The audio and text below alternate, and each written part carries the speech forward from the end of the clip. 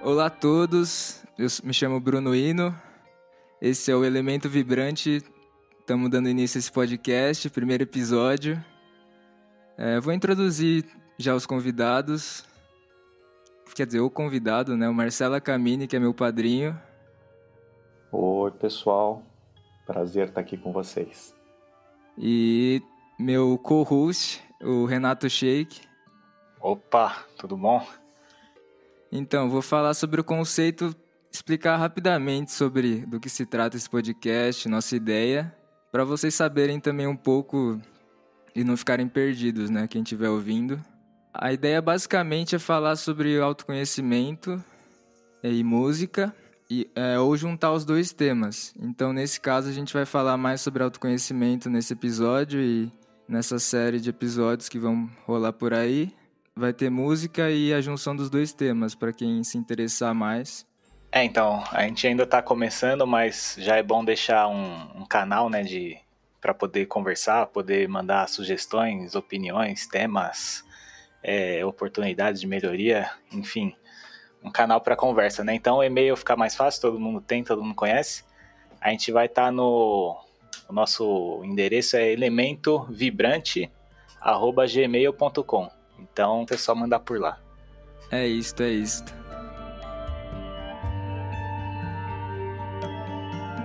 Bom, antes de começar a conversa, um pequeno disclaimer aqui. Em tempos de quarentena, a gente está respeitando o isolamento social e por isso teve alguns problemas de ruído, internet, porque vocês sabem como é o Brasil, né? Então, peço um pouco de paciência nesse quesito, que a gente está dando o nosso melhor. Aí quando acabar esse período, a gente vai tentar fazer presencial e vai melhorar bastante a qualidade do áudio.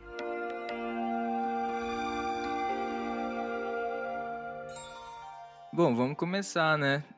O que eu pensei para a gente começar a conversa é cada um falar um pouco sobre o que levou a se interessar por esse tema que a gente vai tratar e um pouco do caminho de cada um pelo autoconhecimento, mas bem rapidamente, só para todo mundo se situar minimamente na conversa. Certo. Você quer começar, padrinho? Posso começar sim.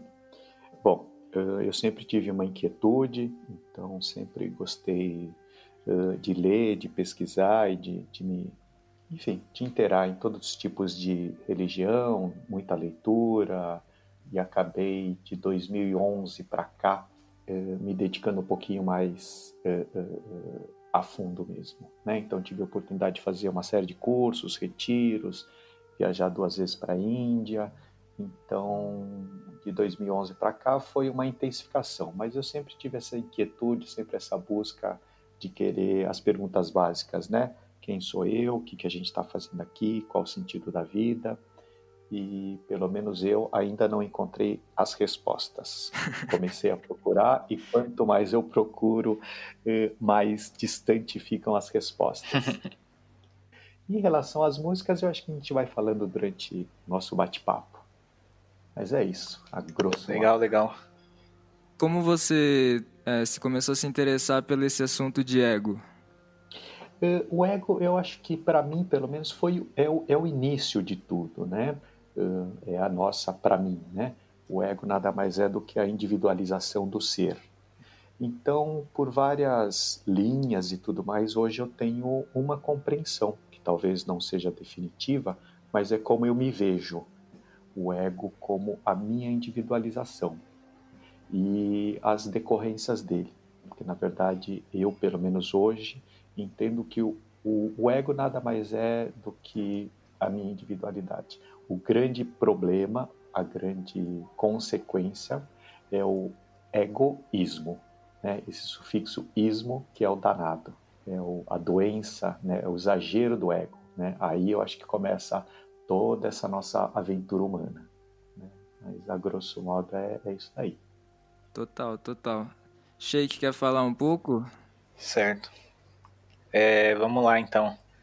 Eu nunca tive muito contato assim, né, com autoconhecimento até coisa de 2 anos atrás, não sei. Mas minha mãe sempre foi muito atrás, né? Já participou de várias religiões e E aí de uns bons anos para cá ela tem conhecido bastante coisa diferente em vários aspectos, né, vários sentidos, não só religião, mas em vários âmbitos. E aí depois de um tempo começou a me bater uma necessidade de sair da bolha assim e ficar só nos estudos científicos e tudo mais e partir para alguma coisa maior, vamos dizer assim. E aí, recentemente comecei a me inteirar mais, ficar mais interessado. Eu acho que essa parte de ego, que é o episódio de hoje, é um ponto muito importante porque é como se fosse uma base assim, para a maioria das coisas. Então, é um tema importante para começar e aí depois começar a desenvolver e conhecer outras formas e tudo mais. Uhum. Bom, eu vou introduzir rapidamente minha história também. Eu comecei a conhecer o conceito de ego com o primeiro livro de espiritualidade que eu li, que foi O Poder do Agora, do Eckhart Tolle, que foi a minha abertura para esse mundo da espiritualidade, que também não faz tanto tempo, já faz, sei lá, uns 5 anos, talvez menos. E me elucidou bastante sobre esses conceitos. Não sei quem falou para mim, acho que foi o próprio padrinho, que a gente entra nesse mundo ou pelo sofrimento ou pelo amor, né? E nesse caso foi pelo sofrimento, que eu tava com bastante ansiedade e tal, e me recomendaram esse livro, eu comecei a ler bem despretensiosamente, e quando eu vi eu já tava nesse mundo fissurado, assim, por conhecer mais sobre isso. E tamo aí, né? Isso aí. Então, como a gente pode começar com esse conceito? Acho que eu queria te perguntar qual que é a definição de ego para você, padrinho. Bom, o Poder do Agora é uma referência para mim também. O que você falou, Bruno, é a brincadeira que eu vejo muitas vezes, a gente ouve muito, né? A gente busca algo diferente ou algo maior, normalmente ou pelo amor ou pela dor. Só que até hoje eu nunca conheci ninguém que foi espontaneamente pelo amor. A grande maioria vai pela dor mesmo, né? São as angústias da vida. E O Poder do Agora é um livro que, logicamente, para mim também é uma referência, mas eu queria, se possível, fazer uma explanação hoje, pelo menos, o que eu entendo de ego. Se tudo bem para vocês? Tudo. A ideia é essa mesmo. Bom, eu tenho uma imagem, pelo menos hoje, né? Eu gosto de fazer uma comparação da seguinte forma. Eu gosto de usar o exemplo da água, mas hoje você está falando em música, Bruno, então eu vou usar o exemplo do ar. Imaginando uma casa, existe o ar da sala, o ar do quarto, o ar da cozinha, o ar da lavanderia, o ar do porão, o ar do corredor. Então é uma coisa única. Eu acho que todo mundo concorda que existe um só ar na casa inteira, né? Mas, ao mesmo tempo, o ar da sala é diferente da cozinha, o ar do banheiro é diferente do corredor. Assim como, ampliando o exemplo, o ar, de repente, num estabelecimento é diferente do outro, até porque nós fazemos distinções, né? Nossa, que ar pesado, nossa, que ar gostoso, que frescor. Eu acho que tem essas distinções. Então, eu gosto de partir desse exemplo. No fundo, existe só um tipo de ar, só existe um ar. Inclusive, como nós, é invisível, mas a gente sabe que existe. Mas existe a diferença, né? Muitas vezes o ar da sala é diferente do ar da cozinha. O ar do ambiente numa casa pode ser muito mais pesado do que num outro.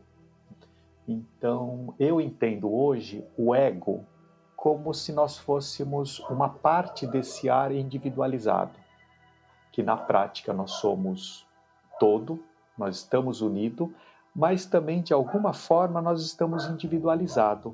Então, hoje eu entendo o ego dessa forma. Eu estou individualizado, assim como é muito comum a gente ouvir, né? Uma gota dentro do oceano. A gota, na verdade, não é separada do oceano. E é o oceano inteiro que está dentro de uma gota, assim como a gota está dentro do oceano. Eu acho que o exemplo do ar também vale. Eu trouxe o ar agora porque você trouxe o tema música, né? que a música, ou melhor, o som, nada mais é do que a vibração do ar. Mas eu acho que a ideia inicial seria isso daí. O ego nada mais é do que a individualidade. Logicamente, a partir dessa individualidade, eu uso até essa palavra assim, sofremos mesmo, né? Porque nós sofremos uma influência muito grande. Então, a partir da nossa individualização, você faz parte de uma família, e essa família tem os membros específicos da sua própria família. Essa família tem crenças, tem religiões, tem preferências políticas, gostos esportivos ou futebolísticos. Existe também a herança da cultura, do momento, do país que vive, da sociedade, da condição social, né? Então nós recebemos uma série de influências, essa cultura que são passadas para cada indivíduo. Então, a partir daí, nós vamos formando exatamente o nosso ego, a partir dessas várias influências. São rótulos, são conhecimentos, são heranças, são crenças que vão fixando na gente. Então, até aí eu estou dentro do lado saudável. Nós estamos num padrão. Todos, de certa forma, passam pela mesma coisa. Então, acho que esse é o pontapé inicial da minha parte em relação ao ego. Então, o que eu sempre entendi como ego, a partir do ponto que comecei a estudar sobre espiritualidade, é essa questão de uma identidade falsa que você cria a partir de você acreditar que você é sua mente. Que, pelo menos sob o ponto de vista do Eckhart, ele fala muito sobre isso, né? E eu pesquisei também sobre o Osho, que ele fala que o ego é um falso centro que a gente cria a partir da sociedade e também esses fatores de herança que você falou. Eu não entendi muito bem esse conceito do ar que você tinha falado, que o ar que eu digo é assim, que na essência nós somos semelhantes. O ego, quando você usa esse termo, é algo falso, é algo criado, é algo que a gente vai adquirindo, é exatamente isso. São coisas que nós realmente acreditamos e precisamos para vivermos em sociedade nessa esfera material, mas são coisas falsas e são rótulos. Então, o que acontece? Você tem um nome, você tem um sexo, você tem uma nacionalidade, você tem uma preferência política, você tem uma opinião em relação a certas coisas, você tem gostos, você tem crenças, você tem costumes, você tem cultura, você tem hábitos. Eu acho que isso tudo são coisas que nós vamos absorvendo a partir do momento que a gente nasce, ou até antes do nosso nascimento, né? Ou seja, do parto. No útero a gente já está recebendo carinho ou não, habituado já a um conforto ou a um desconforto, né? As substâncias químicas, inclusive, que nós trocamos com a mãe, né? Durante a gestação, tudo isso são coisas que nós vamos absorvendo. E isso vai criando também a nossa individualidade. Então, na prática, até mesmo gêmeos, onde a gente pode considerar que geneticamente são idênticos, cada um é único, cada um vai absorvendo as coisas de acordo com o seu tempo, de acordo com as pessoas com que vai tendo contato, um livro, uma experiência. E isso que eu vejo, são as individualizações que acontecem, que em termos maior não existe, nós somos semelhantes. Por isso que é um falso eu criado. Eu acredito que eu sou esse corpo, eu sou esse nome, eu sou esse gênero, eu sou essa nacionalidade. Então eu tenho esses vários rótulos, mas na verdade, na essência, eu sou isso também, mas a minha essência é muito maior que isso. Porque eu falar o meu nome, minha nacionalidade, minha profissão, o que eu gosto, o que eu faço, eu sou maior que isso. Assim, na essência, eu entendo que nós somos todos unidos. Então, nós estamos em três aqui, né? Nós somos, em essência, semelhantes.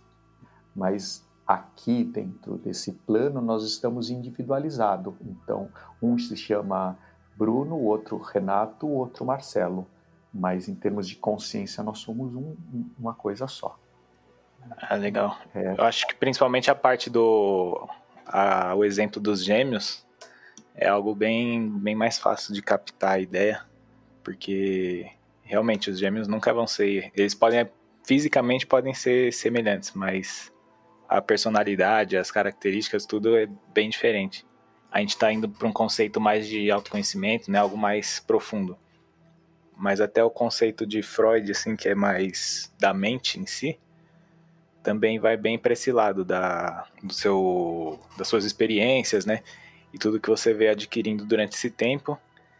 E não sei, eu queria até perguntar o que diferencia bastante essa ideia mais mental da coisa para a parte mais para esse outro conceito de ego do Eckhart e etc, do Osho, é que a mente, cada um é individual e tem a sua bem particular, né? Ninguém tem a mente do outro. Mas na questão do ego que eles dizem nesse outro conceito, já é uma coisa mais que a gente absorve e interpreta como sendo nosso, mas na verdade a gente é um só. Seria algo mais nesse sentido, é o que diferencia uma definição da outra? Bom, eu vou te falar de acordo com o meu achismo atual, tá bom? Certo. Eu entendo que a mente é exatamente isso daí. São as crenças, os conhecimentos. Então, de repente, você é engenheiro, o outro é músico, o outro é advogado, um é católico, o outro é ateu, um é espírita, o outro é da Umbanda, o outro é do Candomblé, um é judeu. Ou seja, cada indivíduo vai adquirindo esses conhecimentos mentais. Então, heranças culturais, de acordo com cada país, de cada época, cada família. Eu acho que essa daí são as cargas que a gente vai adquirindo, as cargas mentais. E junto com isso também nós vamos formando mentalmente qual o significado da vida, existe ou não Deus, qual a importância do dinheiro, é importante ter filhos ou não, viver na sociedade significa isso ou aquilo. Cada um vai criando a sua crença mental. Eu acho que isso daí é o que todo mundo acaba acontecendo com todo mundo de uma forma genérica.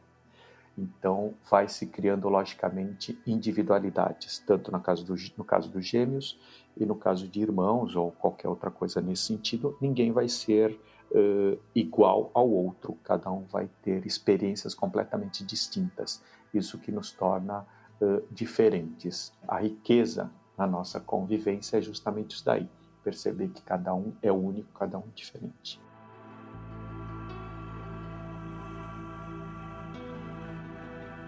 Então, mas uma coisa que me intriga sobre isso é que justamente quando você só tem essa visão de você estar separado com o mundo, que basicamente é o que o ego, quando você está 100% focado no ego, você tem, né, de visão, vivendo no mundo material 100%, enfim, causa muito sofrimento, né, porque você acha que tudo que acontece, tipo, só os fatores materiais são importantes e vive nesse que o Osho fala bastante, né, da dualidade de prazer e dor, que fica um ciclo eterno que você nunca sai até você descobrir, até você conseguir observar o ego.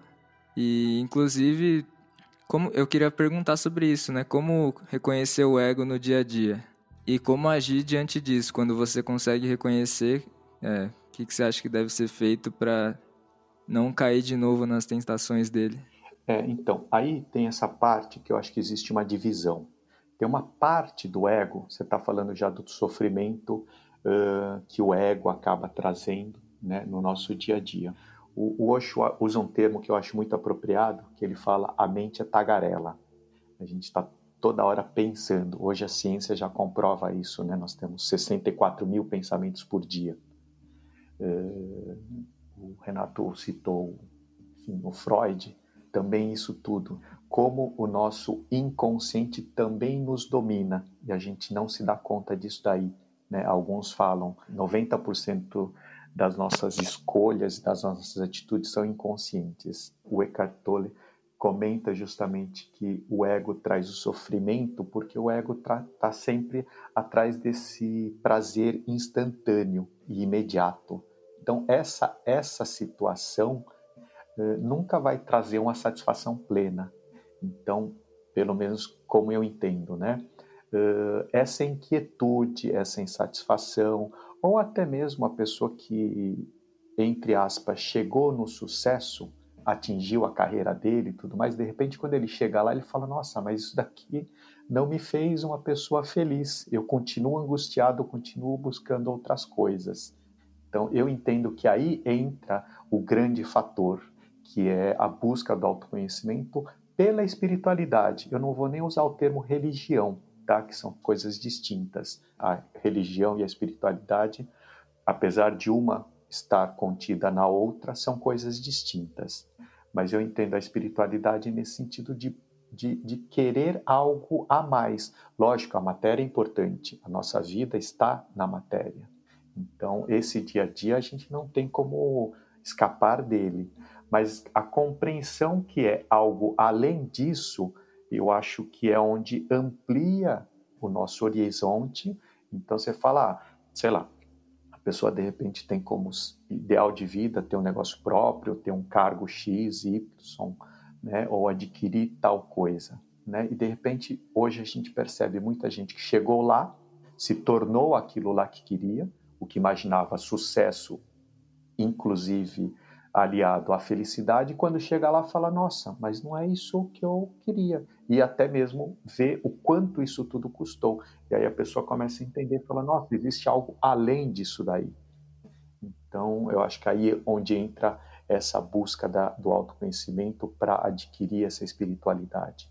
Né? Então, tem essa questão. Aí, já trazendo esse algo a mais, que fora esse lado mental, esse lado materialista, que faz parte e é logicamente importante, existe esse outro lado. Aí, esse outro lado que eu entendo que existe a semelhança. Aí a gente já não está falando em diferenças. Então, você pode ser hindu, eu posso ser católico, você pode ter nascido no Butão e eu na Coreia do Norte. Então, nós temos diferenças de crenças, de hábitos, de costumes totalmente diferentes.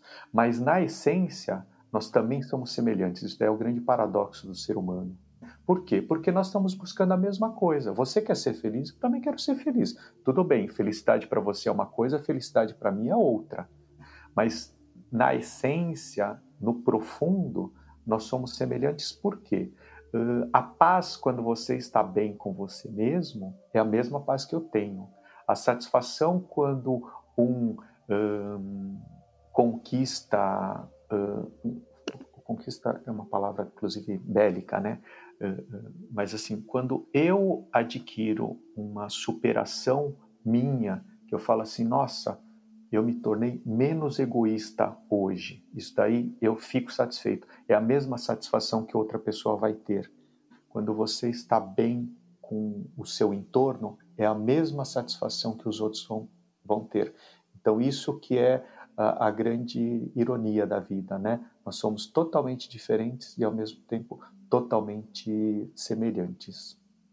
Então, eu acho que tem essas divisões que vão acontecendo no decorrer, né, do nosso conhecimento. Assim como a palavra ego, ela também tem, de acordo com vários autores, vários espiritualistas, ele tem pesos e conotações e valores e interpretações diferentes de outros. Eu acho muito diferente o ego do egoísmo, do egoísmo.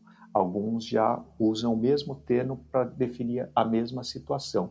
Você falou do Eckhart Tolle, ele fala muito também do corpo de dor, onde a gente vive para alimentar esse corpo de dor. A gente inconscientemente está buscando sensações e emoções negativas para alimentar esse corpo de dor, que muitas vezes pode ser confundido como ego ou não, depende da visão de cada um. Né? Então, acho que aí começa a delicadeza, né? E o preciosismo, inclusive, no uso da palavra, porque cada um traz um peso, uma medida e uma profundidade um pouquinho diferente.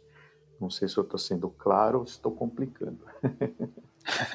Então, eu acho que essa palavra ego, ela traz uma dúvida, assim, ela fica no ar porque a gente tem várias formas de interpretar ela, e aí quando a gente começa a estudar essa parte mais de autoconhecimento, alguma coisa mais de espiritualidade, ela te traz um conceito que é um pouco diferente, e aí começa a conflitar com aquele pensamento que você tem do dia a dia, assim, de quando as pessoas falam sobre ego, né? Então, eu acho que essa dualidade, não sei, da palavra, que gera um certo desconforto, mas conforme você começa a estudar e conhecer um pouco melhor, acho que o conceito começa a entrar melhor na cabeça e principalmente começar a buscar entender assim e observar, né, a mente, algo nesse sentido que o Eckhart comenta bastante, né, pessoal de meditação também e tal, sobre a observação da mente e do ego, aí você começa a entender melhor, eu acho. Eu tava até falando com o Sheik antes que o que geralmente a gente fala por ego é justamente o que você falou, padrinho, de confundir ego com egoísmo, né? Porque te falar, você tem muito ego, você tá só pensando em você, sei lá. No dia a dia é bem comum a gente avaliar dessa forma, sendo que, não sei, né, se é possível ter muito ego ou se é correta essa afirmação, sabe? Porque, claro, se você está mais identificado com o ego, é mais provável que você esteja mais num sentimento de egoísmo e de separação, né? Mas acho que ter mais ego que o outro, não sei se existe isso, de acordo com esse conceito que a gente está falando. Então, porque as palavras, elas também têm uma certa limitação, né?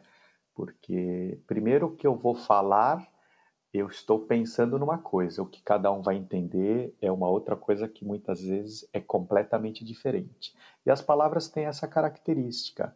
Se eu falar Deus, amor, ego, felicidade, cada um tem, né, a sua interpretação.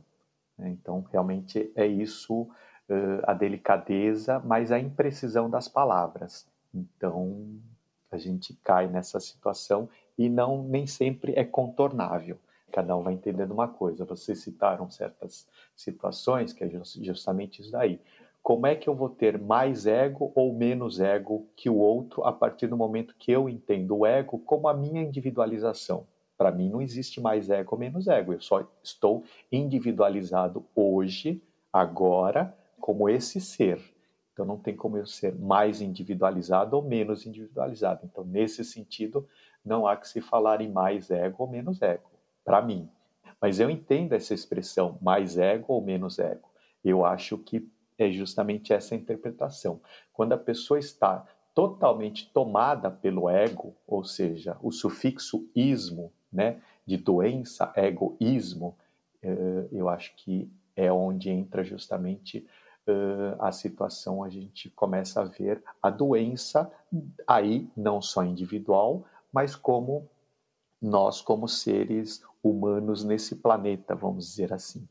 A professora Lucilena Galvão, da Escola Nova Acrópole, ela fala muito disso daí, né? Se a gente for pegar a essência da humanidade, das guerras, das diferenças, das brigas, dos conflitos, das divergências, a gente vai chegar num único lugar. O budismo tibetano também traz como um grande veneno mental a mesma coisa. Hoje o espiritismo kardecista usa o mesmo, ou seja, identifica como o mesmo mal. É o nosso egoísmo. Nosso egoísmo está por trás de tudo isso daí. Quando eu penso somente em mim, quando a minha felicidade não importa felicidade ou a desgraça do outro, eu só estou interessado no meu bem-estar, né? Interessa o que eu quero para mim. Então eu passo por cima do outro, eu desrespeito, eu trago dor para o outro, porque eu estou simplesmente obcecado somente no meu interesse. Então isso nas nossas relações corriqueiras do dia a dia, dentro da nossa própria família, nas nossas relações de amizade, profissionais, sociais e também nas nossas grandes relações, né? Como empresa, como corporações, como cidades e municípios, estados e república, entre países. No fundo, se a gente for analisar bem, quando eu estou fechado tão somente em mim, eu não consigo enxergar o outro. O grande mal da humanidade, de uma outra forma, também muitos trazem, que eu entendo que é a mesma coisa, é essa ilusão da separação. Eu acredito que eu sou separado dos outros, então eu vou explorar os outros, eu vou degradar a natureza, eu vou explorar os animais, eu vou tratar uma certa cultura, um gênero, uma raça ou uma localização de nascimento, eu vou tratar essas pessoas como diferentes de mim, né? Como seres apartados, seres separados. Então, isso que eu compreendo e acredito que realmente é a essência, né? O grande drama humano nasce exatamente do egoísmo. Então, mas sobre isso, que você fala do dia a dia, várias situações a gente está vendo que acontece. Quando acontecem essas situações corriqueiramente, pelo menos comigo, assim, raramente na hora eu me dou conta, sabe? Passa um tempo, aí depois eu lembro da situação, aí eu vejo, tipo, nossa, eu agi com ego dessa forma. Mas você acha que a autoobservação é o caminho?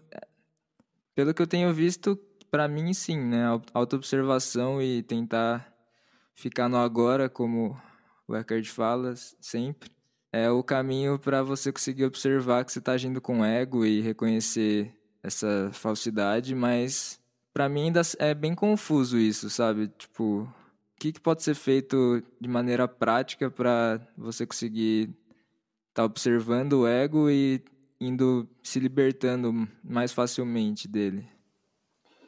Bom, você está citando bastante o poder do agora, né? O estado de presença. E o Sheikh comentou em relação à meditação, na última vez que ele comentou, né? Eu acho que, pelo menos para mim, isso daí está extremamente ligado. A meditação, para mim, serve justamente para eu começar a observar não só a minha mente, não só o quanto eu tenho de pensamentos e sentimentos voluntariosos dentro de mim. Serve não só para isso, isso daí é o início da meditação. O que me interessa é o estado meditativo, que eu entendo que é o estado de presença, onde de repente eu estou fazendo alguma coisa e eu já começo a ter a percepção e falar, nossa senhora, olha o que eu estou pensando, nossa, olha que sensação que me veio, olha que sentimento ruim que está passando dentro de mim. Eu acho que isso é o que traz a meditação, pelo menos o que trouxe para mim. O estado de presença, Bruno, quando você fala, assim como o estudo e, na verdade, eu entendo que é um percurso, né? O autoconhecimento não é um curso que a gente faz, é um percurso durante a nossa jornada que a gente vai tendo de percepção e de evolução e as nossas transformações que vão acontecendo. Então, é natural no início eu faço uma série de coisas inconscientemente. Então, eu falo, eu preciso fazer exercício, eu não vou comer doce, não vou comer fritura, vou dormir bem, vou me hidratar. Isso conscientemente eu sei que é o que eu preciso. Só que inconscientemente eu sou tomado por uma outra força e como doce, não faço exercício, me auto-saboto, deixo de fazer as coisas que eu sei que eu preciso. Então, emocionalmente, eu sou tomado por uma força e acabo não fazendo algo que racionalmente eu sei que seria melhor. Tem essas distinções. Só que isso tudo eu vejo que é um progresso. Então, depois que acontece, eu falo, nossa senhora, eu falei aquilo, eu tomei essa atitude e tudo mais.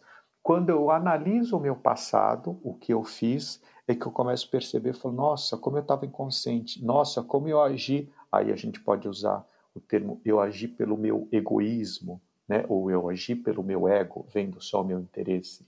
Então, isso eu vejo como um processo. Até chegar a certas situações que eu falo assim, nossa, olha, aconteceu isso. Normalmente eu teria reagido dessa forma, mas na hora eu estava tão presente que eu consegui me segurar e mantive a minha postura.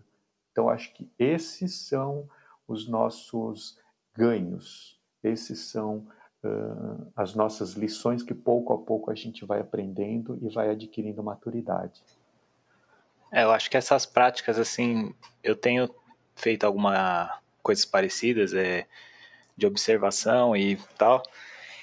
E aí que você começa a perceber, porque a gente vem criado de uma forma que não tem essa ideia, né, de se observar e saber quais pensamentos são realmente, vamos dizer, seus, né? O que você se identificou sem ter um propósito, sabe? Algo que não é essencialmente você, mas em algum momento você pensou aquilo ou passou por alguma situação e se identificou com aquilo e aí você acaba achando que aquele pensamento é você. E aí, conforme você começa a fazer observações e esses tipos de prática, eu acho que ajuda bastante a ter esse discernimento de como agir melhor e saber melhor as atitudes, assim, e o que fazer. O que você traz, Sheik, é o que a gente normalmente fala e que expressa exatamente isso. É nós tomarmos o estado de consciência, ou seja, nós estarmos consciente o tempo inteiro, que é o estado de presença, que também, viajando um pouquinho mais, que seria o estado de iluminação. As pessoas, os seres que chegaram a se iluminar são seres que não se deixam, não imagino eu, tá? É uma mera suposição, né? Mas são as pessoas que justamente superaram todo esse ego, ou seja, esse nosso condicionamento, essa nossa reatividade, são coisas, sentimentos e atitudes e condicionamentos que já não fazem mais parte da pessoa. Então, no fundo, eu digo isso daí de uma forma pretensiosa, que é no sentido de pretender, estar nesse estado de presença. Ou seja, eu não sou mais tomado pelas minhas reações. Então, eu acho que todos os exercícios, todos os conhecimentos que a gente vai tendo, a busca da expansão da consciência, ou de estar consciente, ou de estar presente, no fundo é isso. Nós estarmos na nossa essência e não mais nessa coisa mental, nesse condicionamento, nesse adestramento social que nós fomos acostumados. Basicamente, o quê? A competir, imaginar que o outro é diferente, não existe unidade, né? E a base das nossas relações é justamente isso daí, eu e o outro. Ou eu estou me defendendo, ou eu estou atacando, ou eu estou competindo, ou eu estou me protegendo dos outros. Quando a gente começa a perceber que, em essência, nós somos o mesmo, tudo isso deixa de ter sentido. Então, trazendo para a nossa situação atual, a quarentena. Quando eu entendo e tenho a consciência que eu não devo, não por uma obrigação, mas a minha consciência diz, eu não vou sair da minha casa, apesar de eu querer sair, porque eu estou cuidando não somente da minha família, mas eu faço parte do todo. Se eu transmitir um vírus, eu estou levando, inclusive, a doença para outras pessoas. Então, eu não faço pela obrigação, eu faço pela minha consciência que eu faço parte de um todo. Então, acho que são essas as situações onde a gente vai falando assim, ó, a pessoa tem consciência de certas situações e as pessoas que não têm consciência. Então, o que acontece? Isso são conquistas, né? São transformações que vão acontecendo.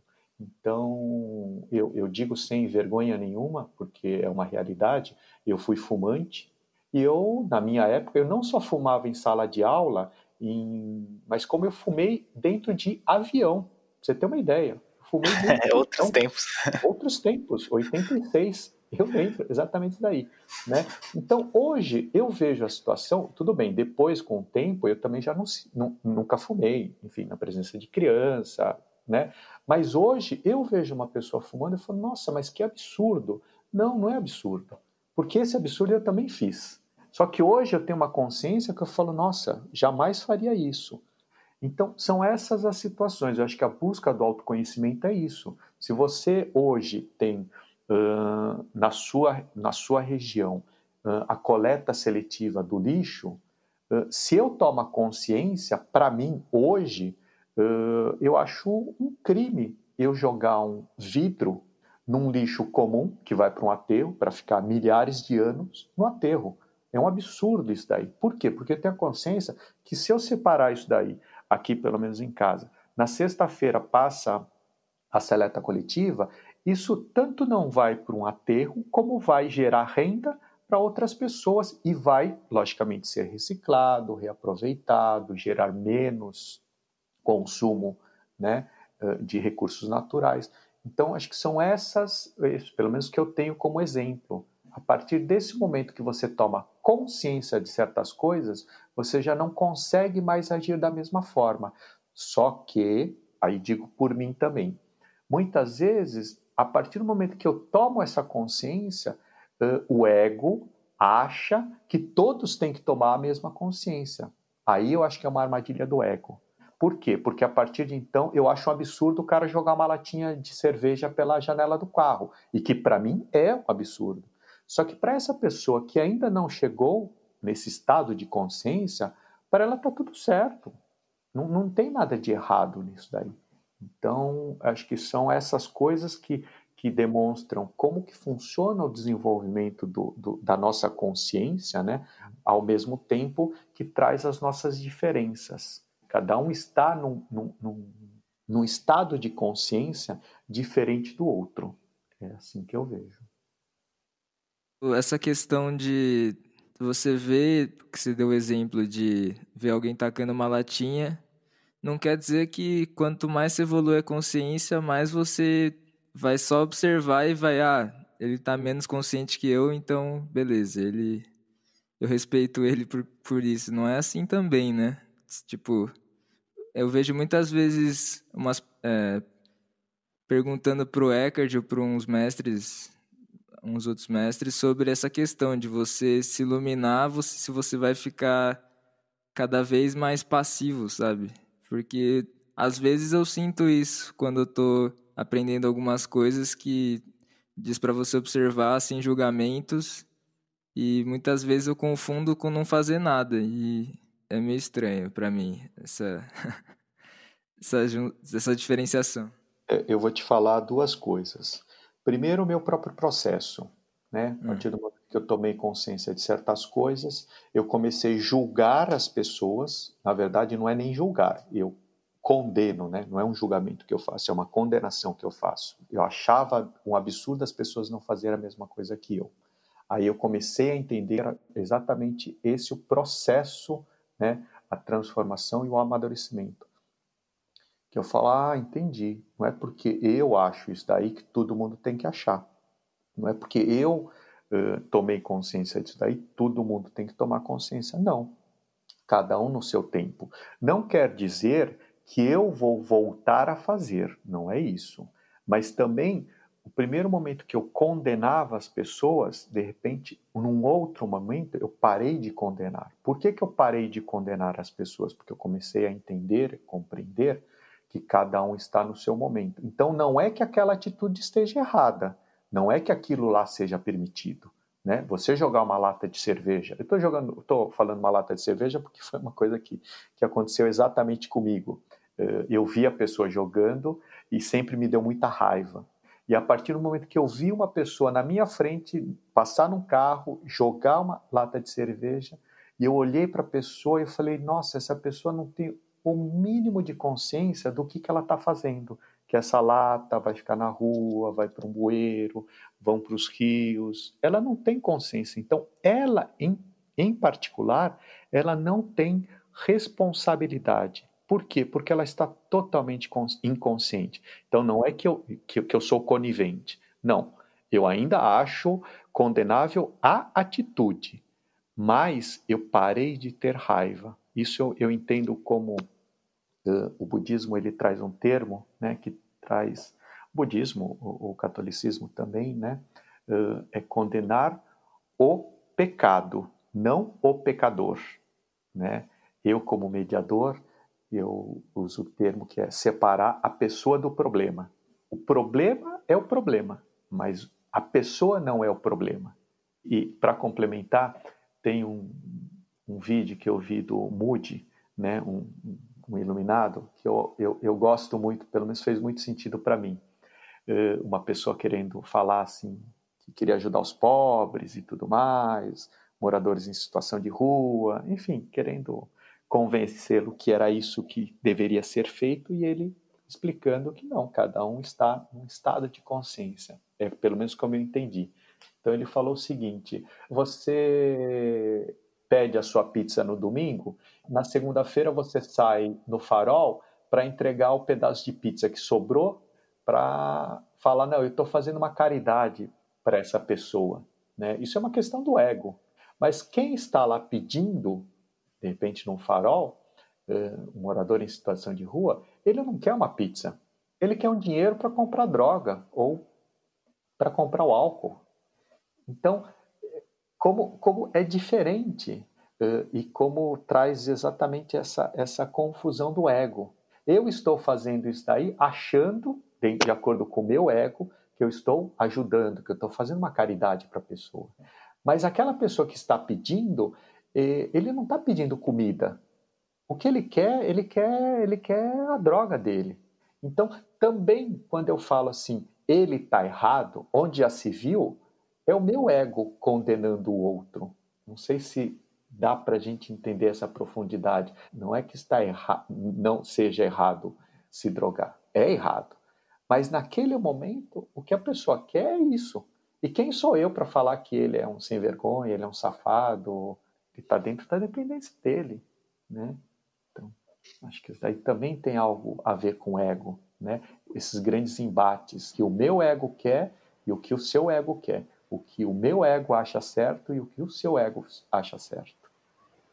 Sim, acho que isso entra bastante também, esse exemplo específico, na questão que até eu e o Bruno estamos estudando agora, de, como é que fala? Os níveis de ajuda? Não, ordens da ajuda, né? Sim, sim, da constelação. Ordens da ajuda. Do Bert.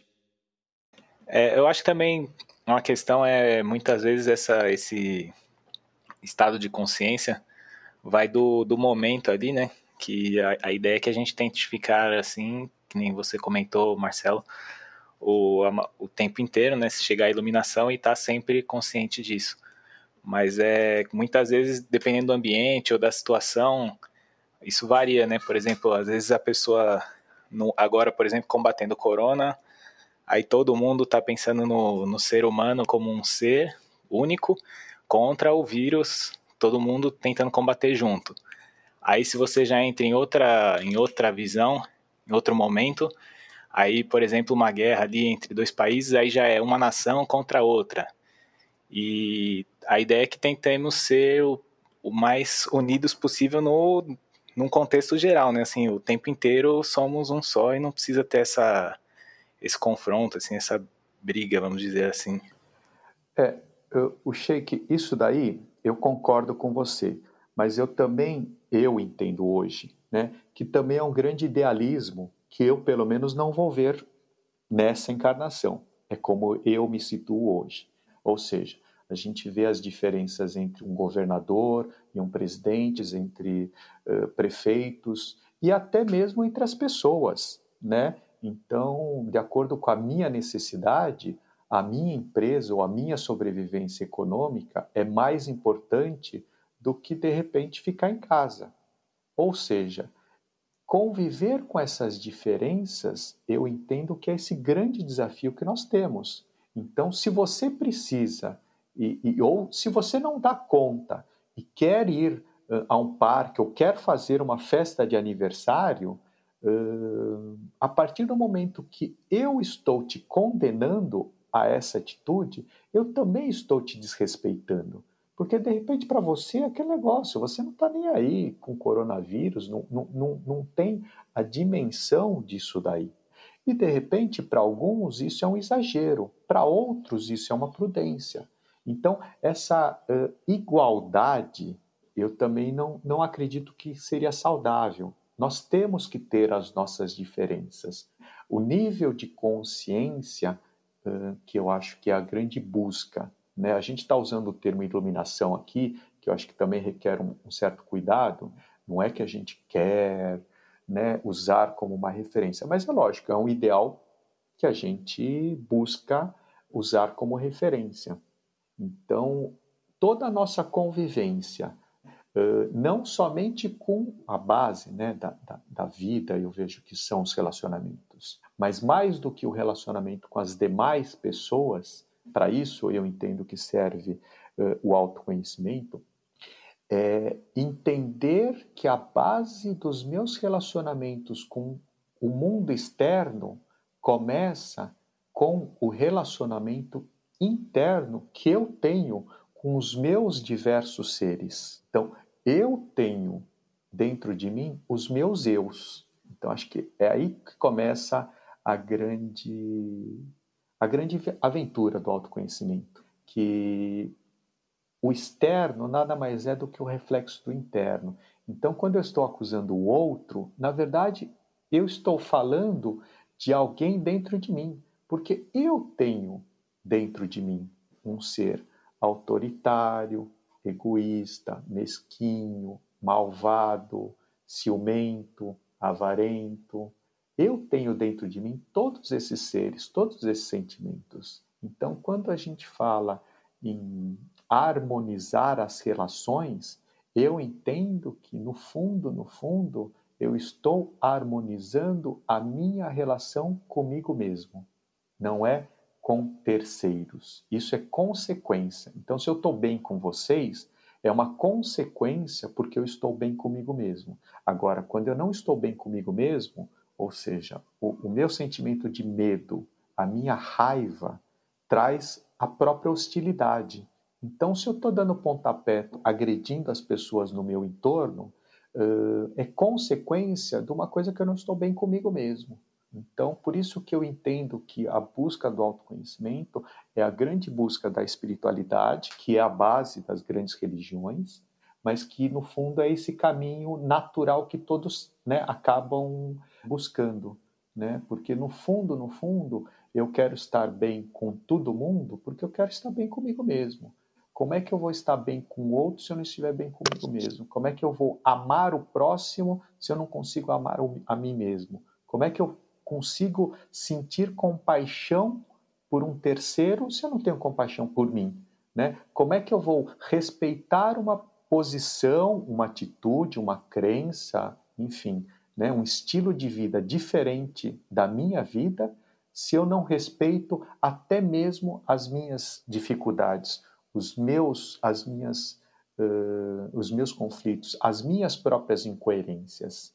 Então, no final das contas, eu entendo que a busca do autoconhecimento nada mais é do que o início do caminho para essa grande jornada, que é a busca da espiritualidade, que no final a gente acaba descobrindo que é a busca para a gente chegar na nossa própria essência. E o externo, as relações, o mundo, a materialidade, tudo isso daí nada mais é do que consequência do que acontece dentro de cada um. Caramba, ficou legal isso aí. Massa.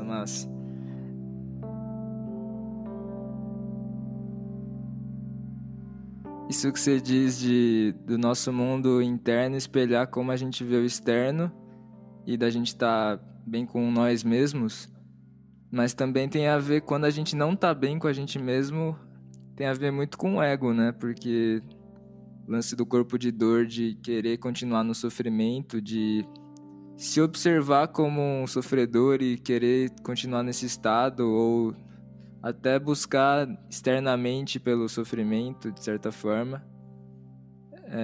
Então, essa liberdade de estar bem com nós mesmos e com os outros também vem de conseguir entender o ego, né? E se libertar dele. Tem várias linhas, né, Bruno?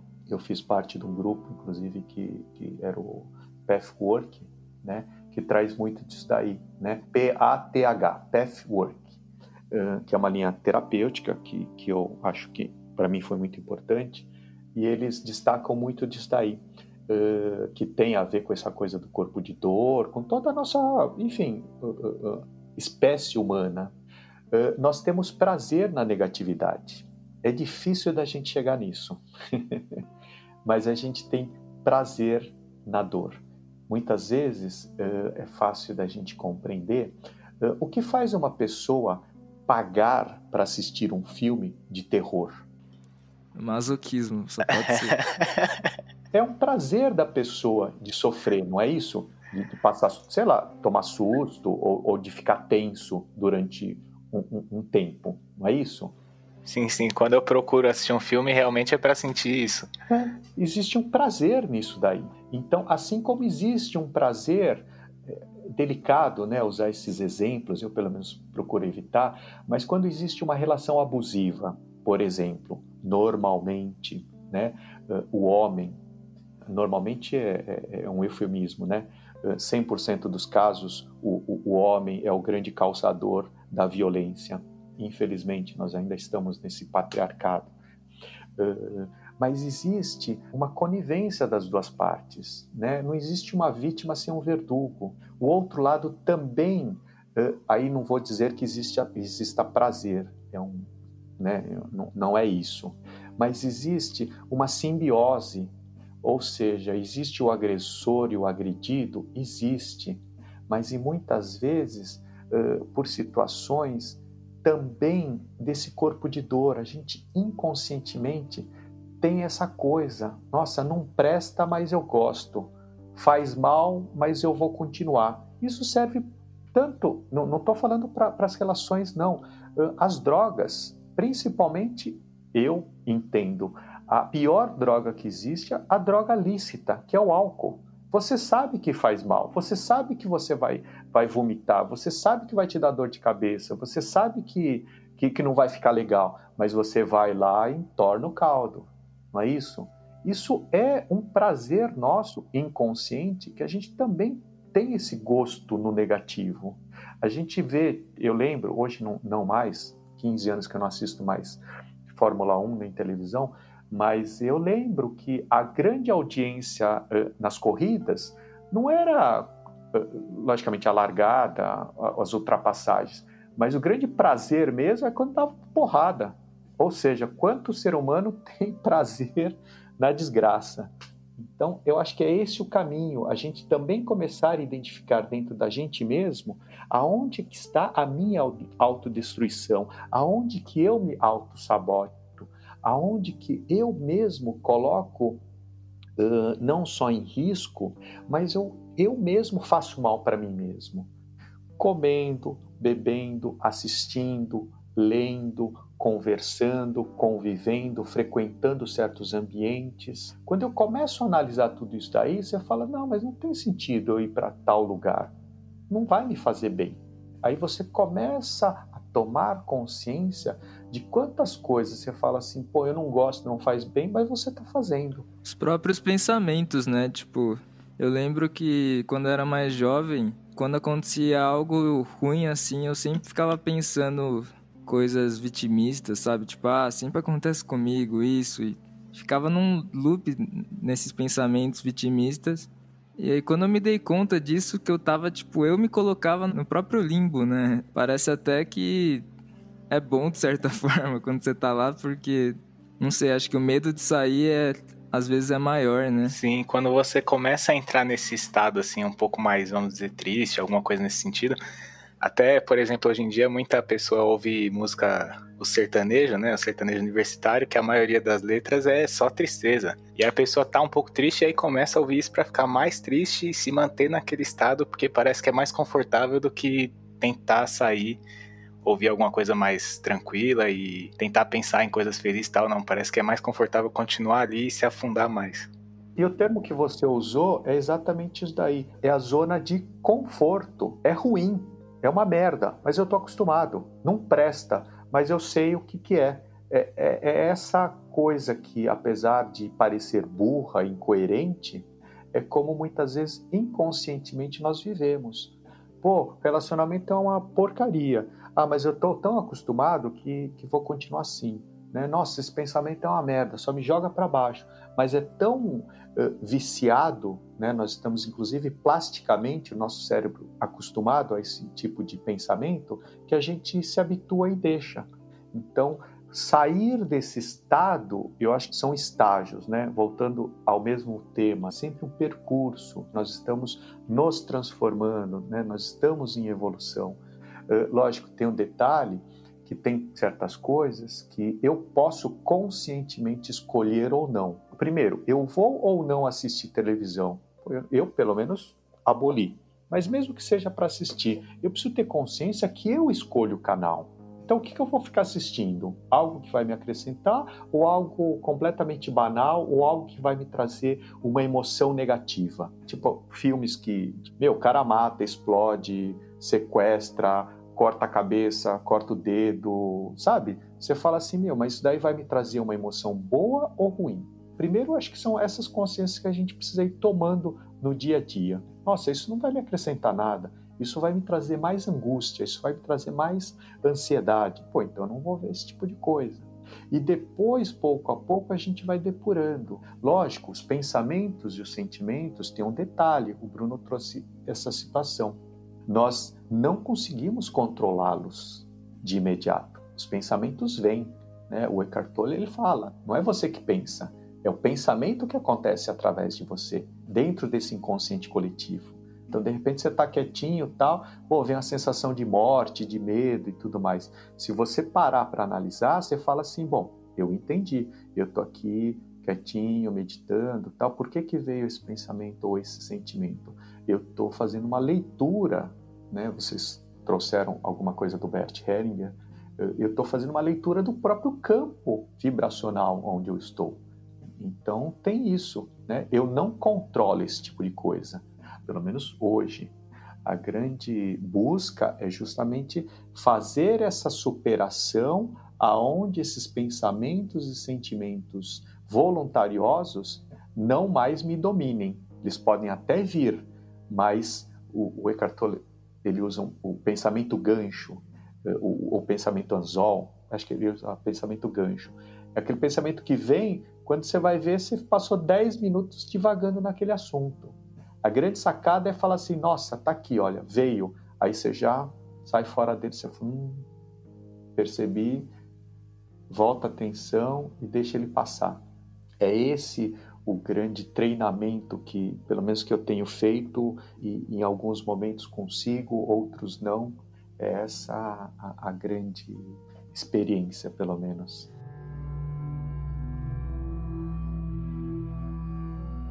Ultimamente eu tenho tentado lembrar mais, até nessa quarentena eu botei no celular, como plano de fundo eu botei observe seus pensamentos para ficar lembrando toda hora, porque senão eu esquecia e ficava muito tempo sem lembrar. Mas eu percebi que quanto mais eu treino isso, parece que mais eu também vou pro lado negativo, sabe? Tipo, quanto mais eu tô observando os pensamentos, chega uma hora que parece que o sistema dá pane e eu falo, não, parece que a energia de você tá treinando essa presença é um esforço que a gente não tá nada acostumado, né? Então tem uns dias que eu fico de saco cheio e já desisto assim, sabe, pelo dia. Eu vou te falar a minha experiência, tá, Bruno? Eu não sei se isso daí é verdade ou não, né? Mas a minha experiência. Aquelas dificuldades, né? Nem tudo é tão fácil quanto muitas vezes parece ser. Quando você começa a meditar, em alguns momentos você consegue chegar num estado de atenção plena, relaxamento e tudo mais, você fala, nossa, uau! Você sai bem, né? Você sai com aquela sensação que você fala, caramba, hoje valeu a pena. Conforme a gente vai aprofundando, as coisas vão se tornando mais e mais profundas. E mais, para o ego, difíceis. Então, quando você fala isso daí, a minha experiência pelo menos, eu comecei a reparar que quanto mais atento, presente e observando os meus pensamentos, não é que mais coisa negativa eu pensava. Não, os pensamentos sempre são negativos. Por quê? Eu estou lembrando do passado de alguma coisa ruim que me aconteceu. Eu nunca estou lembrando de uma coisa boa. Né? Eu estou nos meus diálogos, o cara falou isso, eu tinha que ter falado aquilo, a pessoa fez isso, e eu deveria ter reagido dessa forma, eu nunca deveria ter deixado a pessoa fazer isso, fazer aquilo. A gente está brigando com o passado, ou, logicamente, brigando com o futuro. Né? Não, se acontecer isso, eu vou fazer isso, vou fazer aquilo, é nossa ansiedade. Então, a minha experiência não é que quanto mais eu medito, mais pensamento negativo vem. Eu entendo que os pensamentos são negativos. O ego, ele é negativo, ele é para alimentar esse corpo de dor, ele é para trazer sofrimento. Só que quanto mais tempo eu consigo observar, mais eu consigo observar coisas negativas. Não, mais eu consigo observar o meu pensamento. E aí, ao invés de desistir, que é o grande caminho, né? Fala, deixa eu parar de ver isso daí, porque quanto mais eu vejo, né? Quanto mais eu rezo, mais as tentações aparecem, né? É exatamente se aprofundar para superar esse tipo de situação, de você falar, eu entendi. Então não é que quanto mais eu medito, mais coisa ruim eu vejo. Não, quanto mais eu medito, mais eu consigo ampliar a minha observação. Quanto mais eu consigo ampliar a minha observação, é a partir daí que eu começo também a ampliar a minha observação, não só em relação ao ego, porque aí acho que cai numa grande armadilha que algumas linhas terapêuticas ou o próprio nosso lado que eu me referi agora há pouco, esse prazer em sentir dor, prazer em ficar no sofrimento, é também não ficar focado no erro. Não é ficar focado no que não presta, é começar a focar na solução, começar a focar no bom, no positivo, na alegria, no prazer, na satisfação, na amizade, na paz, na harmonia. É esse o foco que a gente tem que ter. Né? E que muitas vezes a gente se perde, a gente começa a olhar muito para a sombra, começa a olhar muito para as nossas mazelas que a gente precisa olhar até para poder transformá-las, né? A gente precisa olhar para a nossa negatividade, para reconhecer e para poder superá-las, mas a partir do momento a gente também precisa começar a olhar no positivo, no que eu quero, que eu acho que aí é a profundidade do autoconhecimento, que entra a grande questão, que é a espiritualidade. É começar a buscar algo a mais que é o quê? Fora do racional, fora do científico, fora do comprovado. Esse a mais é quando a gente começa a buscar uma força, uma consciência, uma inteligência, uma sabedoria, que vai além do que a gente está acostumado, algo além do que a gente está habituado a ver, perceber, ouvir, conversar, né? Aí a gente sai do lado intelectual e começa a entrar pelo lado emocional. Aí é onde que é uma profundidade que a gente precisa chegar exatamente para começar a sair também dessa coisa do virar o oba-oba da, né? Expansão de consciência, autoconhecimento, espiritualidade, não sei o quê, mas as coisas não mudam. Né? Então, quando a gente chega nesse ponto, acho que aí as coisas começam a mudar. O Bruno deu a perspectiva dele, né? Você, Marcelo, deu a sua. Eu acho que a minha também foi um pouco diferente dos tempos, do que eu pude analisar, né? Quando o Bruno me recomendou a leitura do Poder do Agora, e aí conforme eu comecei a ler, que eu comecei a perceber que, não sei, talvez até meus 17 anos, por aí, eu era bem consciente, mas inconscientemente, assim, eu tava vivendo o agora, mas sem perceber, assim, era natural, assim, eu não me preocupar com o futuro e tal, ficar analisando muitos pensamentos e tudo mais. E aí, lendo O Poder do Agora, eu comecei a perceber que de uns anos pra cá eu tenho pensado muito e entrado nesse vício de ficar pensando, e aí, conforme eu fui lendo, eu percebi que isso não é legal, mesmo que agora tendo a prática de buscar o autoconhecimento, de analisar, observar e tudo mais, isso tá me trazendo uma calma, assim. Eu tô voltando, vamos dizer, ao meu natural, que seria não fazer isso. Mas que eu acabei me viciando no meio do caminho e agora tô me desviciando. Você era um mestre que se corrompeu. Pode-se dizer. Você citou agora a essência, né? O início e a base do que o Poder do Agora traz. Nós estamos viciados em pensar e não temos consciência disso. Nós somos literalmente viciados em pensar. Nós estamos 24 horas por dia pensando. Até dormindo, nosso cérebro está lá, enfim, maquinando e trazendo o nosso subconsciente para a tona. Então é isso. Quando a gente se dá conta, a gente fala, nossa, é verdade. E acaba caindo meio que numa armadilha. Começa a se dar conta disso daí, começa a observar que realmente a gente pensa demais e de repente se vicia em pensar e observar o pensamento. Então é uma coisa louca, né? Puta, é verdade. É engraçado quando você percebe isso. Nossa, eu achei que era só eu que fazia isso. Às vezes eu tô meditando e a mente tá calma, assim, e parece que tem um apego por querer criar pensamentos para poder observar eles, sabe? Sendo que essa não é a ideia, mas é tão viciado mesmo que parece que quando minha mente tá vazia, eu tenho vontade de criar pensamentos para poder observar e achar que eu tô meditando. É, tipo, muito engraçado. Isso que você fala, Bruno, tem uma coisa, eu já percebi isso daí, o quanto nós temos medo do bom, medo da luz, medo do amor.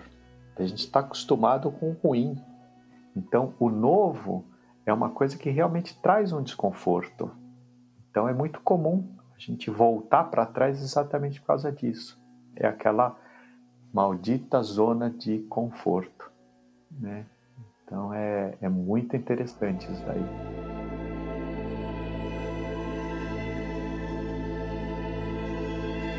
Esse senso de identificação com os pensamentos também é um fator que cria a falsa identidade que é o ego, né? Tipo, os pensamentos, muitas vezes a gente acredita que seja a nossa própria identidade, pelo menos a maioria das pessoas. Eu queria linkar isso com uma coisa que eu li do Osho, que é o livro do ego, né? Que ele fala sobre que quando a gente para de pensar, o único momento para a maioria das pessoas é quando a gente está em sono profundo, que a mente cessa e por isso que a gente acorda renovado pela manhã, porque tem esse momento de cessação de pensamentos que a gente entra no estado meditativo. Por isso que ele fala que é importante entrar no estado meditativo conscientemente. Ele diz que o único momento que você pode entrar, tipo, pessoas comuns que não fazem prática ou... Claro que você pode entrar eventualmente por situações de perigo, né, também, que você acaba ficando no agora porque sua mente fica silenciosa. Mas ele diz que dançando é o momento que você entra, quando é uma dança genuína, e no sexo, né? Que são os únicos momentos que as pessoas comuns, elas conseguem entrar nesse estado, mas a meditação proporciona isso, a gente conseguir cessar a mente a partir da observação, né? Você está trazendo várias coisas, né, Bruno? Acho que assim como o estado de alerta, perigo, sono profundo, o sono e o coma também são momentos de meditação naturais, onde a gente dá uma resetada. E o Osho, lógico, ele é um expert justamente nas meditações ativas, que é via corpo, meio que, pelo que eu entendi, né? Ele ocidentalizou, trouxe do Oriente para o Ocidente as meditações ativas, onde via corpo a gente consegue dar um stop na mente. Então, ou dançando, ou respirando, ou movimentando o corpo, você dá lá um comando. São várias as meditações que ele trouxe, que faz com que a gente exatamente consiga parar a mente. Assim como tudo. A grande questão é fazer tudo isso daí conscientemente, né? Não inconscientemente, que é justamente assistir televisão, de certa forma, você pode falar a mente para, né? Mas ela para de uma forma artificial. Então, por isso que acaba não trazendo os benefícios. Mas é isso, acho que tem várias coisas que a gente precisa ainda se aprofundar E mais do que falar, eu acho que a gente pode trocar experiências. O básico do básico é exatamente isso daí. É cada um chegar nesse estado por si só. A grande dificuldade e a grande sacada é justamente isso daí. Ninguém pode fazer pelo outro. Cada um tem que buscar e adquirir por si só. Tá todo mundo sozinho. Uma coisa que eu li no livro do Osho, que ele fala que para você conseguir se libertar do ego, você precisa atingir um nível de maturidade dele, ou seja, fortalecer ele. E eu fiquei bem na dúvida com isso, fiquei meio suspeitando assim dessa frase, mas acho que fez sentido para mim. Ele também falou sobre a questão de... Por isso é muito mais fácil se libertar no Ocidente, porque a gente prega essa cultura de vamos fortalecer o ego e capitalismo, etc. Enquanto no Oriente já tem países que já tratam desse assunto desde criança, de você abaixar seu ego. Então, o que você acha sobre isso? Eu tive a oportunidade de ficar 4 meses na Índia, num lugar bem específico, com muita espiritualidade, Rishikesh. Eu estava, inclusive, no Sangha do Prem Baba, e lá eu percebia claramente isso daí. Depois eu voltei depois de 2 anos, fiquei mais 2 meses e meio, e realmente é muito mais fácil lá, porque pelo menos o indiano, ele é educado dessa forma.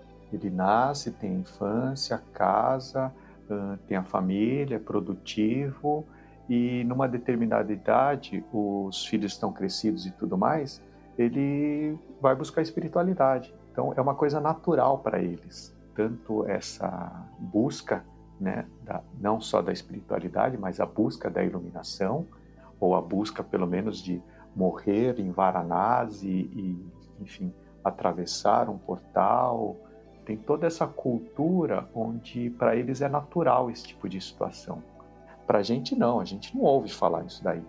A nossa cultura é nascer, ganhar dinheiro, ter sucesso e é isso, e morrer. A gente, inclusive a morte, a gente tem um tabu, tem um preconceito, né, em relação à morte. Lógico, considerando o Brasil um país católico, diferente do Osho, a formação dele hinduísta, onde todo um país ele é reencarnacionista, então é muito diferente quando você acredita na reencarnação com um país que não acredita na reencarnação, né? Ou as pessoas que não acreditam. Agora, essa coisa da maturidade, eu entendo dessa forma, ouvia esses ensinamentos também. Na hora que o ego estiver maduro, o mestre vem e com uma espada ele dá um corte. Eu realmente entendo que é dessa forma. Não é da noite para o dia ou, enfim, que as coisas aconteçam.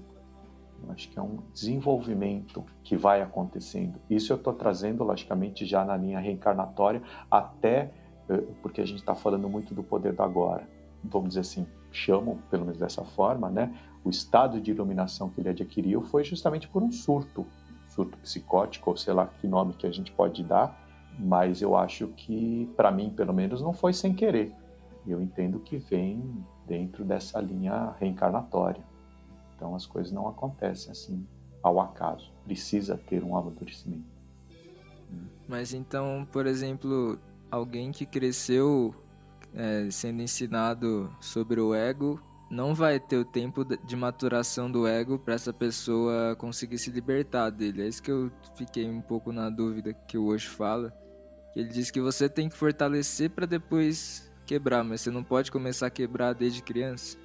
Eu não sei dentro de que contexto que ele falou. Eu já não vou me atrever a falar nada em relação a isso, não. Eu também não saberia te dizer, não. Entendi. Teria que ler o livro inteiro, né? Isso é fato. Eu li como uma citação grande, assim, mas não cheguei a ler tudo. E dentro de que contexto que ele falou? Porque em outros livros ele coloca justamente isso daí. Ele tentou parar o pensamento e viu que não conseguia. E quando ele simplesmente relaxou e falou assim, bom, tá bom, foi quando a iluminação veio. Aí os pensamentos pararam. Pelo menos é o que eu li dele. Então tem muito disso, né? Depende dentro de que contexto, porque generalizar é muito complicado. fala assim, isso pode acontecer no Oriente e não no Ocidente. Tem uma delicadeza aí, uma especificidade, em cada caso é um caso, né? Por isso que é difícil a gente conseguir comentar alguma coisa nesse sentido. Entendeu.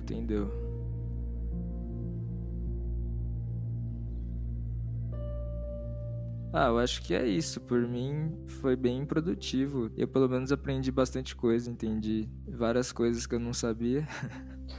Antes do encerramento, você fez essa fala, eu acho interessante, né? Eu entendo isso daqui como um grande bate-papo, né? Eu acho que é exatamente isso que nos torna maior, né? Não uma relação onde a gente vai aprender porque alguém tem algo a nos ensinar. Eu acho que o grande ensinamento vem exatamente nessas conversas, né? Nessa troca de experiências. Se é que tem uma fala de encerramento, seria a minha, seria isso daí. Boa. Legal. Bem legal as palavras de encerramento. E além disso, pedir também as referências para que o pessoal possa estar adquirindo mais conhecimento aí, seja livro, alguma coisa, algum conteúdo que você goste e ache interessante para os ouvintes. Bom, posso falar o que eu tenho feito durante esse período, né, de isolamento físico, essa revolução que tem acontecido, né, social, econômica, política, ecológica, né, enfim. Então eu reli Cartas de Cristo, reli O Novo Mundo, Despertar de uma Nova Consciência, do Eckhart Tolle. Estou fazendo os exercícios desde o ano passado de um livro que chama Um Curso em Milagres, que tem me ajudado muito, tem me trazido uma certa clareza, inclusive, né, pelo que nós estamos passando. Alguns vídeos do tipo Quem Somos Nós, né, no YouTube, uma versão estendida que é facinho, muito legal, muita informação. Um filme Profecia Celestina, um filme leve, gostoso, com muitas informações, muitos ensinamentos também, que eu acho muito legal. Eu acho que um grande presente, no final das contas, acabou sendo para mim, né? Eu vim a conhecer o Ailton Krenak, vendo uma live do André Trigueiro, do Marcelo Gleiser, não sei quem foi primeiro, né? Mas eu vim a conhecer o Ailton Krenak. E estou absolutamente deslumbrado, né, com a sabedoria indígena, a sabedoria da nossa ancestralidade. E ele, como um líder indígena autêntico, eu não o conhecia, apesar dele estar num documentário no Netflix, acho que é Guerras do Brasil, alguma coisa assim, não lembro o nome, mas eu sei que inclusive ele faz a abertura. Enfim, uma pessoa com uma sabedoria incrível. Então, ter acesso a essa sabedoria ancestral, natural, inclusive, que traz à luz a importância, né, da ecologia, da valorização humana também, não só de nós semelhantes, né, gente com gente, mas a importância da vida, né? Da vida também dos animais, também dos vegetais, também do rio, também a vida de uma montanha. Então, tá bebendo dessa fonte ultimamente está sendo muito, muito bom, né? Se é possível acrescentar ainda mais uma coisa, eu disponibilizei já há algum tempo um serviço voluntário, eu sou mediador. Então, fica a dica se alguém quiser conhecer tanto a mediação, como se for o caso, se precisar de alguma coisa, eu estou me voluntariando nesse período. E tem um site, né, chama revermediadores.com, não tem BR. Se precisarem de alguma coisa, tô disponível, tá bom? E muito obrigado pela oportunidade. Legal. Então, tudo isso a gente vai deixar aqui na descrição para quem quiser se informar. Então, muito obrigado pela participação de novo. Foi um prazer, foi muito bom gravar esse primeiro episódio. E para os ouvintes, a gente pede que mande os e-mails para estar se comunicando com a gente. Manda lá no elementovibrante@gmail.com e estaremos à disposição e muito ansiosos para respondê-los. Quero agradecer a todos. Muito obrigado, padrinho. Lembrem de ficar em casa e serem felizes. Abraços.